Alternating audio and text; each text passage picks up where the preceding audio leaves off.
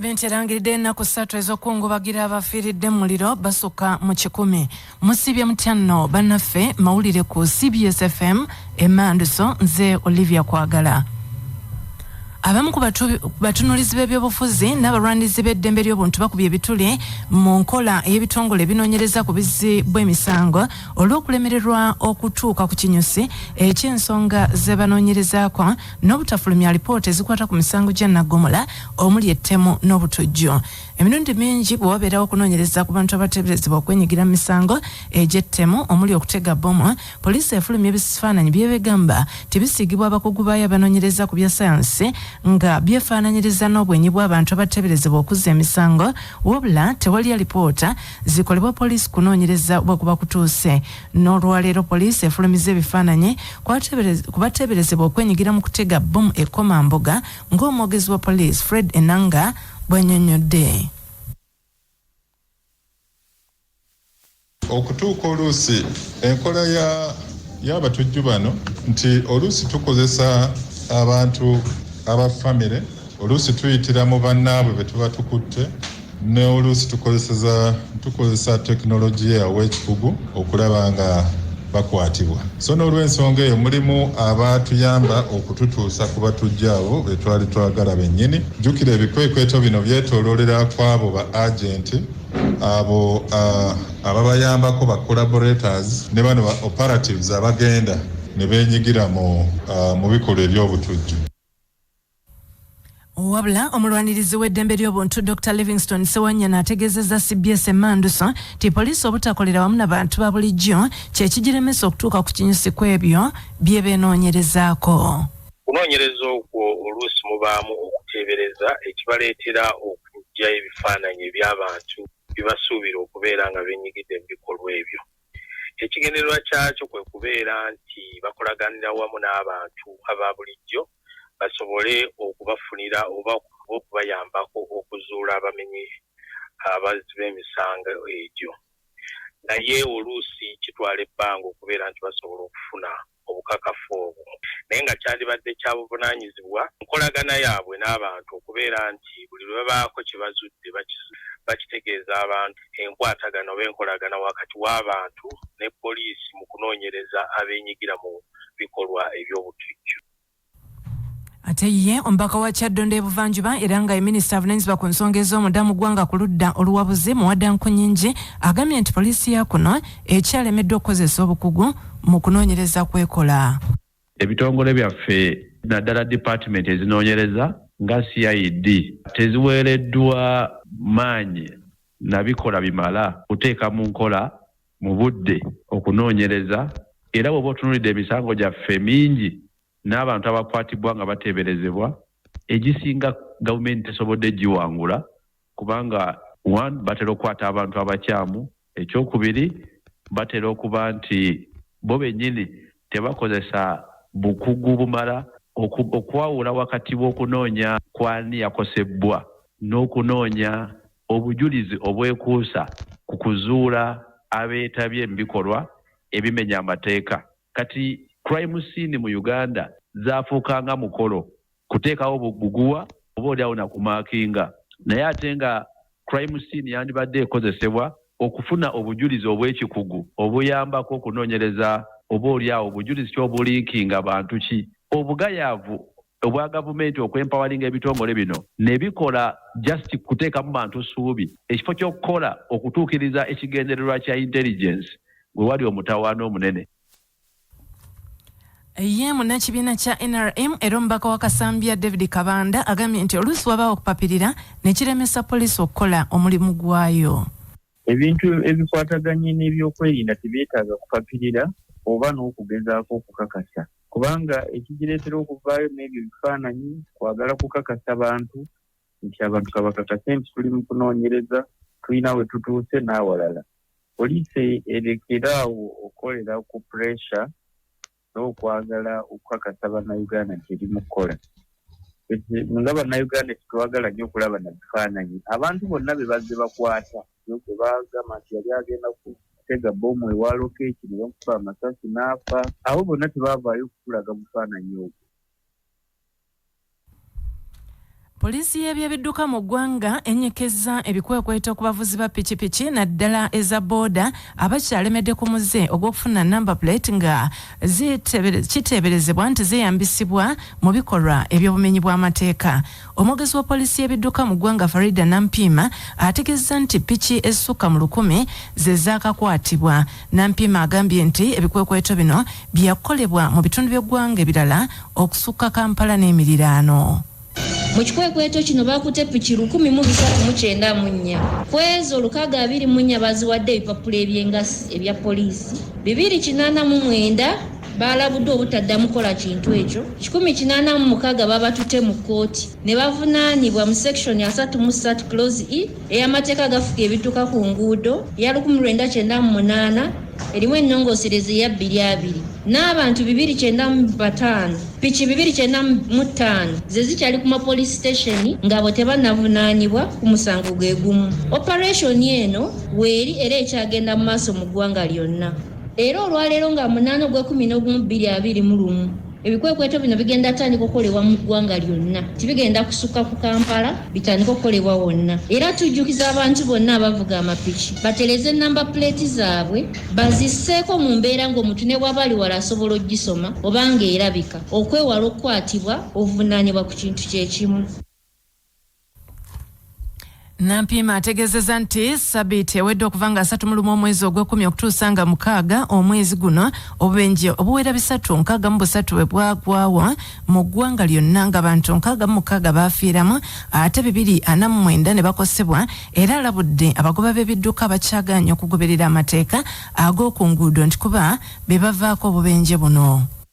Traffic Directorate ekubiriza abavuga ebidduka ku kkubo bonna abalemedde ku muze gw'okuvugisa ekimama n'okumenya amateeka ku nguudo nga bakozesa ebidduka nga bavuga speed nga bavuga ekimama nga bavuga bubi nga bavuga nga batamidde nga bavuga ebidduka ebiri mu mbeera embi okukikomya ku nnambiro kubanga kino kividdeko abantu abasinga okukosebwa n'okufiira mu bubenje mu Kampala n'ebitundu ebirala ebyetoolodde eggwanga lyonna. Ekyokubiri, traffic ejjukiza abo bonna abavuga ebidduka ebisaabaza abantu nga taxi ne bus nti bagondere ebiragiro bya COVID-19. Ate mu kibuga Mukono poliisi ekoze ebikwekweto mweyooledde bodaboda ezisusse mu 10 nga bannyinizo babadde tebalina bisaanyizo. Ebisaanyizo ebyogerwako mwe muli obutaba na number plate, abagoba baazo obutaba na driving permit saako ebikofiira by'oku mutwe bi helmet n'ebirala era nga bodaboda zonna ezikwatiddwa zitwaliddwa ku poliisi enkulu e Mukono. Amyuka omwogezi wa poliisi mu Kampala n'emiriraano Luko Esigire agambye nti ekikwekweto kino kikyagenda mu maaso.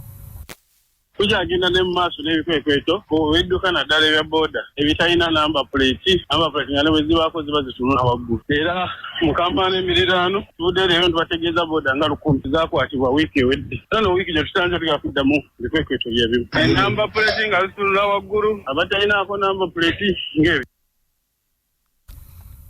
Emisango gy'ebyokulonda egiwerera ddala 65 gye gyatwalibwa mu kkooti ejulirwamu nga bagiropa bawakanya ensala za kkooti enkulu ez'enjawulo mu ggwanga. Mu gino mwe muli egy'ababaka ba palamenti ne bassentebe mu gavumenti ez'ebitundu. Omwogezi w'ekitongole kiramuze Jameson Kalemane agambye nti ekitongole kiramuze kitandise okweteekateeka okulaba nga emisango gino giwulirwa ng'omwaka guno tegunnaggwako. Emisango gy'ebyokulonda egisukka mu 10 gye gyaloopwa mu kkooti enkulu mu ggwanga wabula egimu bannyini gyo baagigyayo mu kkooti olw'ensonga ez'enjawulo abalala ne gigobwa era abatono ne bawangula. Abataali bamativu na nsala za kkooti enkulu baasazeewo okuddukira mu kkooti ejulirwamu mu maaso g'abalamuzi 3 okusalawo ekyenkomeredde. Mu misango egimu egya julidde kuliko ogwamu na kibiina kya NUP Betty Sentamu mwawakanyiza ensala ya kkooti enkulu empigi eyakakasa obuwanguzi bwamu na NRM Olivia na Yebale ng'omubaka owa disitulikiti y'e Gomba omukyala. Waliwo okujulira okwamu na NUP Joyce Baagala awakanya ekya kkooti enkulu emubendo okusazaamu obuwanguzi bwe era n'eragira akakiiko k'ebyokulonda okutegeka okulonda okujjuza ekifo ky'omubaka omukyala akiikirira disitulikiti y'e Mityana. Emirala kwe kuli ogwamu na NUP Fred Nyanze awakanya ekya kkooti enkulu okunyweza obuwanguzi bwa Muhammad Nsereko ng'omubaka akiikirira amasekati ga Kampala Sulaiman Kidandala naye awakanya obuyigirizi bwa Muhammad Segirinya titasaanidde okuba mubaka wa Kawempe North n'emisango emirala mingi. Omwepiskopi wa ssaza ly'Ekereziya erya Kyenda Bishop Anthony Ziwa gavumenti agiwadde amagezi okukola kyonna ekisoboka okukangavula abasawo abalemedde ku muze ogw'okutunda omusaayi eri abalwadde abali mu mbeera y'okutaasa obulamu songa abantu baguwayo kyeyagalire awatali kusasulwa. Bishop Ziwa abadde ku kitebe ky'essaza lya Kyenda mu kukunga n'okusomesa abantu babeene mu ssaza Ssingo ku kugaba omusaayi. Naye kyempulirako bwe mbeera n'abantu nga bagamba bampita okugaba omusaayi naye bwe ntuuka okugwetaaga oba omuntu wange ate ne bagunguza. Tukubiriza tusaba ekitongole eky'ebyobulamu Ministry of Health ne gavumenti olwakino ekikoleddwa abantu okwevaamu batone omusaayi nga bwe tukiwulira e Buddu, e Busiro, Kyaddondo, kati tuli mu Ssingo, abantu batonye n'okwagala omusaayi gubeereyo mu malwaliro naddala mu blood banks ezimanyiddwa. Abantu abeetaaga omusaayi gubaweebwe ku bwereere kubanga n'abatona omusaayi bagugabye ku bwereere. Bishop Ziwa era asabye abantu ba Kabaka mu ssaza Ssingo okugaba omusaayi okusobozesa okutaasa obulamu. Kati Kabaka kyakusaba otoole ku bugagga obwo bw'olina oyambe omuntu gw'otannamanya nakakati oba oli awo ate alibeera ggwe nga weetaaze omusaayi. Naddala ku ludda olw'abamaama bannakazadde abooluganda mwenna abampuliriza n'abandaba budabe engeri gy'osobola okwenyigira mu nnaku ezo zenkonyeeko okuva nga 22 okutuuka nga 26 Novemba mu kifo ekinaaba kikutegeezeddwa ojje otone ogabe omusaayi. Minisita omubeezi wa gavumenti ez'ebitundu mu Bwakabaka bwa Buganda Oweekitiibwa Joseph Kawuki abadde ku mbuga y'essaza Ssingo mu kubangula abaami b'amasaza ku bukulu bw'okugaba omusaayi n'asaba bannassingo okujjumbira enteekateeka eno okuggyayo ekitiibwa ky'abeene. Omwami w'essaza Ssingo mu Kwenda David Nantajja asabye abantu ba Kabaka okuba obumu mu buli nsonga. Ekitongole kya Buganda Land Board kyanjudde enteekateeka nnamutayiika ya myaka 3 mu kigenda okuyita okusaabulula obulimba ku nsonga z'ettaka okubiriza abantu ba Kabaka okujjumbira okutereza obusenze bwabwe n'obwerufu ku nsonga y'enkola y'emirimu.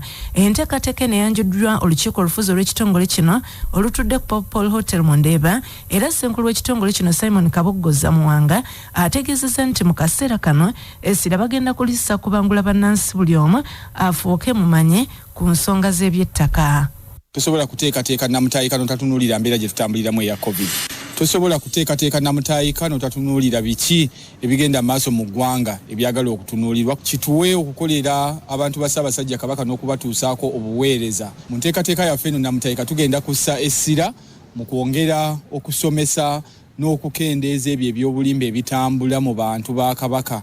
Abantu bamanye obukulu obuli mu kutongoza obusenze bwabwe ate baweebwa omukisa okujja balongoosera banyweza obusenze bwabwe nga bawandiisa ebibanja byabwe. Abo abaagala okufuna ebyapa kubanga okufuna ekyapa si kya buwaze bafune omukisa okujja okufuna ebyapa.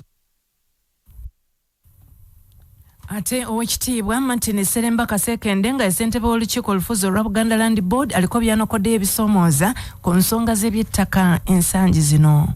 Nga bwe mumanyi ettaka liyingiddemu ebisoomooza bingi, muyingiddemu ebyobufuzi, muyingiddemu bannakirwanyize, mulimu n'ekibbattaka ekyenkunala, ate mulimu n'abaagala baddukanye ettaka lya Ssaabasajja mu ngeri yo gye baagala so nga ate ettaka lyaddizibwa Obwakabaka. Kale guno omulundi tugezaako okumyomyola okulaba nti ensonga ezo emyaka gino 3 tuba tuzitunira n'eriiso jjogi okulaba nti ettaka lya Ssaabasajja Kabaka liddukanyizibwa bulungi ng'ate n'obutuuze bwongera okunywezebwa. Kubanga ekisingira ddala okuleeta obuzibu kwe kuba nti obeera ku ttaka naye nga oli bwaga nti leeta obukakafu ettaka lyo nga tobulina nate olina akuggirayo ekijingirire gwe nga tolina lupapula olowooza nti ekyalina kyekituufu. Nga tugenda mu geebweru bingi byogeddwa naye bino binajjukirwanga. Ebigambo bino bya jjajja w'Obuyisiraamu Omulangira Kasimu Nakibinge.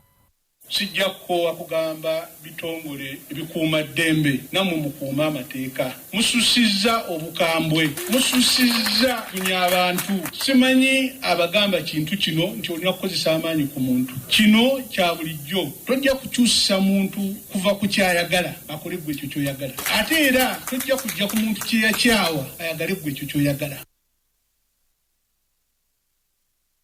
Mu mawulire ebweru w'eggwanga gavumenti ya Sierra Leone etandise okuziika kirinde abantu abasukka mu 10 abafiiridde mu muliro bimotoka by'amafuta 2 bwe byatomereganye ne biteta abasukka mu 10 bapookya nabisaga era gavumenti yayo erajjanidde bannansi bagabe omusaayi kuba mu ssaawa 7 oguliwo kati gujja kuba guweddewo bano ekifo enyini we babaziise ekirindi we baziika n'abasukka mu 10 abafiira mu kukuluguka kw'ettaka n'amataba mu mwaka 2017. Omuliro guno gwayokyeza n'ebidduka ebyabadde biri okumpi omwabadde bbaasi n'emmotoka za buyonja zonna ne zifuuka muyonga era nga abamu ku beeroddeko n'aga bwe bategeezezza nti ab'emmotoka entono baalabudde abantu ba bulijjo okudduka nga balaba amafuta gatandise okuwunya naye abantu ba bulijjo ne bagenda beefunire ku mafuta ag'obwereere agabadde gabisaawa basinga bwe baasiriridde ne bafuuka vvu. Amawulire ag'obudde buno wegattyo bwe gatambudde nze Olivia Kwagala sigala naffe ku CBS FM